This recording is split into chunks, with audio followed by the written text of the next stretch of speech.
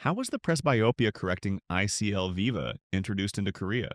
As you all know, ICL surgery is a procedure we have been continuously performing for the past 21 years, since 2002. A few years ago, a new type of ICL lens was introduced that not only corrects vision but also addresses presbyopia. After the first official approval was granted in Korea, I believe I was chosen because of my extensive experience with presbyopia correction.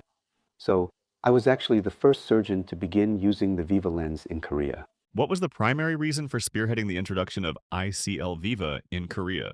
First of all, when it comes to vision correction surgery, we have performed numerous procedures such as LASIK, LASIK, and SMILE since our 20s. People in their 20s and 30s could easily get those vision correction surgeries, but the problem is that presbyopia starts in your 40s.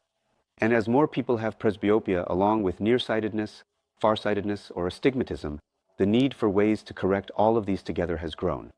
Especially since our society is aging and presbyopia is becoming surprisingly common in everyday life. The need to correct presbyopia while performing vision correction surgery has only increased over time. What were the challenges you faced during the initial Viva ICL procedures? At first, when starting something new, we tend to approach it very conservatively and carefully, step by step. In that sense, over the past couple of years, I've also been proceeding very cautiously, taking things one step at a time. The most important thing is the guidelines. Whenever you do something, there's always a reference point or standard. But if that standard is clearly established, we can create something very safe and effective. When it comes to surgeries like LASIK, LASIK, or SMILE, there is already a vast amount of data, experience, and expertise. As long as you follow these established standards, you stay well within the main boundaries. But presbyopia-correcting ICL lenses are being introduced for the first time in Korea. So, we've been taking a conservative and safer approach, step by step, to find standards that fit East Asians. What is the level of patient satisfaction after undergoing the Viva ICL procedure? First of all, anyone who has experienced presbyopia before knows how frustrating it is not to be able to see things up close, especially since people want to see far, intermediate, and near distances all clearly.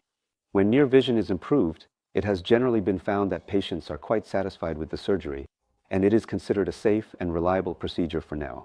Has there been any feedback expressing dissatisfaction? What's important is to thoroughly consult with the patient and clearly explain what kind of surgery this is, and to what extent improvement or positive results can realistically be expected. If you don't explain those details well, the patient might have unrealistic expectations.